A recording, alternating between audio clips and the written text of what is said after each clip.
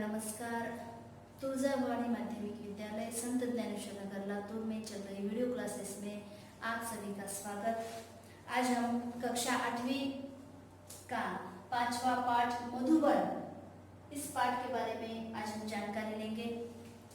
तो इससे पहले जो हमने 8वीं कक्षा का जो पाठ्यक्रम जो पाठ हमने देखे थे, उन पाठों में से इस साल में जैसे 2020-21 शैक्षिक वर्ष में कुछ पाठ्यक्रम यहाँ पर 25% जो पाठ्यक्रम है यहाँ पर कम किया गया है। तो आपको जानकारी देने के लिए यहाँ पर मैं आपको बताऊंगी। आपके पास अगर किताबें हैं तो उसे उसमें लिखकर आपको लेना है, अधोरेखित करना है। जैसे रेखांकित करो तो पहली इकाई में नाखून क्यों बढ़ते हैं, इस पाठ को कम किया गया है। तो इस पाठ में मूल्यमापन के लिए यहाँ पर या इस पाठों पर प्रश्न आपको नहीं पूछे जाएंगे। ये आपके स्वयं अध्ययन के लिए है, सेल्फ स्टडी के लिए ये पाठ आपको रखे गए हैं। अगली जो कविता नवगीत हमने देखा था गांव शहर, इसे भी कम किया गया है। पहली इकाई में जो दो पाठों के नाम है, पहला जो नाखून क्यों बढ़ते हैं इसे कम किया गया है, और दूसरी कविता है गांव और शहर, इसे कम किया गया है। दूसरी इकाई में छठवां जो पाठ है अंधायुग, इसे कम किया गया है।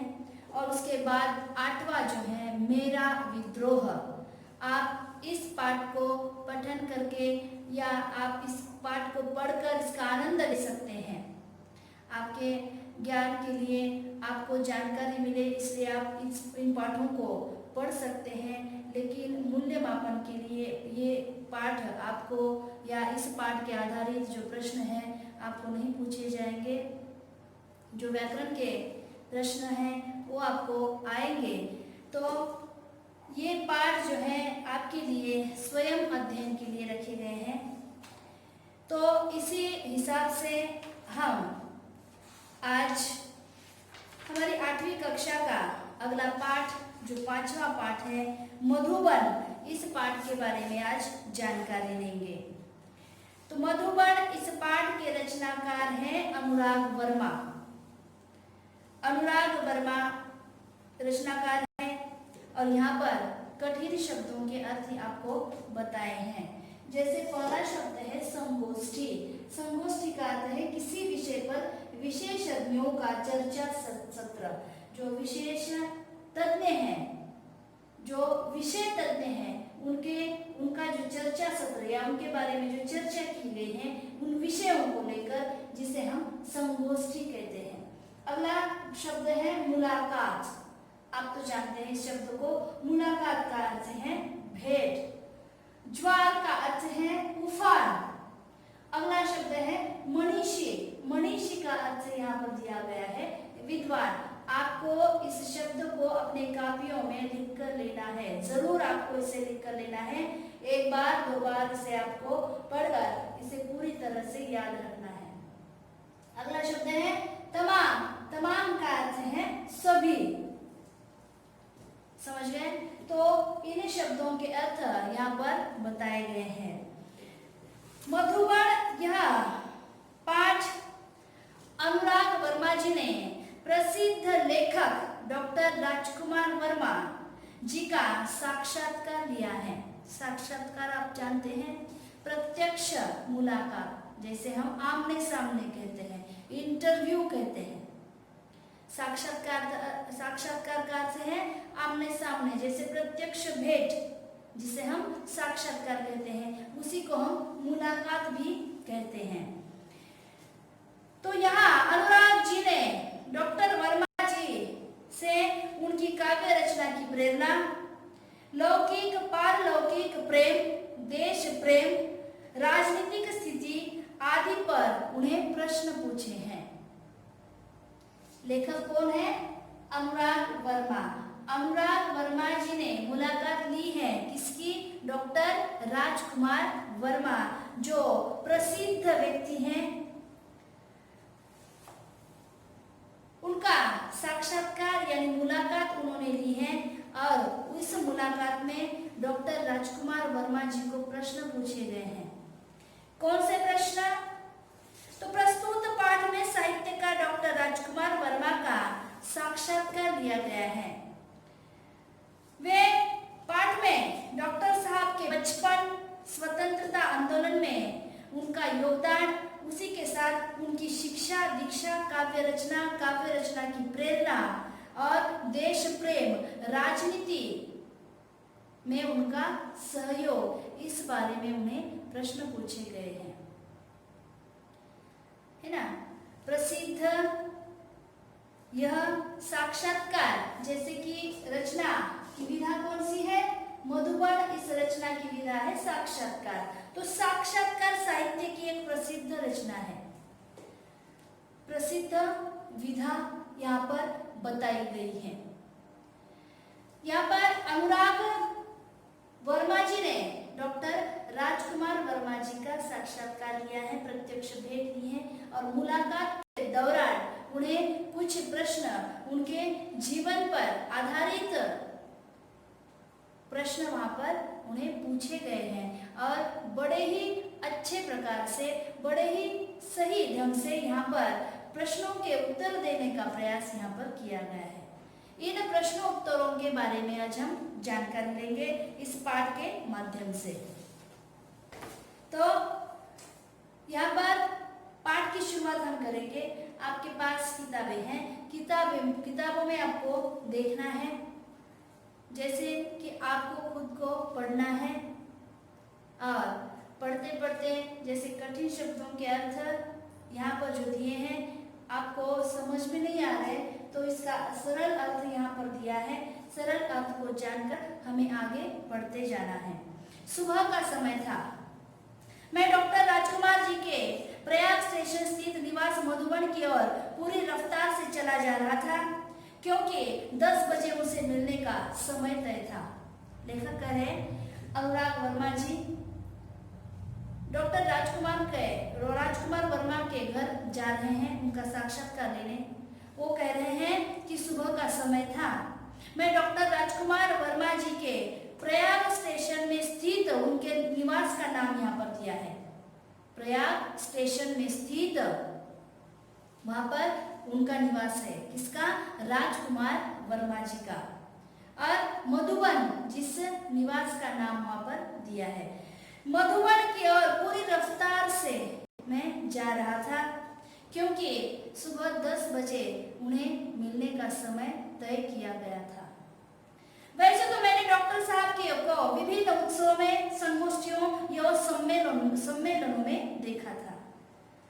अनुराग वर्मा जी कह रहे, वैसे तो मैंने उन्हें अनेक संगोष्ठियों में, सम्मेलनों में एवं मैंने उत्सवों में उन्हें देखा था, लेकिन देखो कि एकाध व्यक्ति को, प्रसिद्ध व्यक्ति को दूर से देखना और नजदीक से उनके साथ मुलाकात होना, इसमें बहुत बड़ा फर्क होता है।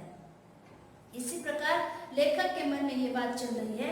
लेखक मन ही मन में सोच रहे, वैसे तो मैंने डॉक्टर राजकुमार वर्मा जी को बहुत सारे उत्सवों में, संगोष्ठियों में तथा सम्मेलनों में मैंने उन्हें देखा था, परंतु इनके निकट से मुलाकात करने का यह पहला अवसर था। परंतु इतनी निकटता से उन्हें मिलने का यह पहला ही अवसर था। मेरे दिमाग में विभिन्न विचारों का ज्वार उठ रहा था। ज्वार शब्द आ गया, उफान, विचारों का उफान, मन ही मन में विचार उठना।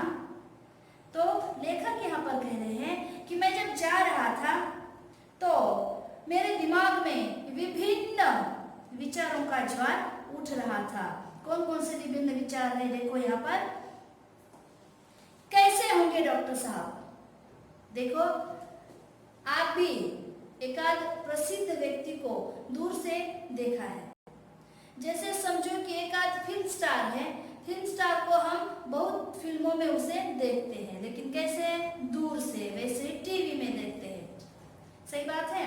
तो समझो कि आज का दिन आपके लिए भी है कि एक आध फिल्म स्टार है आपके मनपसंद का, और आज तुम उन्हें मिलने के लिए जा रहे हो, सच में जा रहे हो। समझना है। तो आपके मन में भी क्या क्या प्रश्न होंगे कि साक्षात में वो कैसे दिखेंगे, कैसे होंगे, है ना? तो इसी प्रकार के प्रश्न अभी लेखक के मन में आ रहे हैं कि कैसे होंगे डॉक्टर साहब, कैसा व्यवहार होगा उस साहित्य मनीषी का। मनीषी विद्वान, फिर से शब्द आया है, मनीष का अर्थ है विद्वान।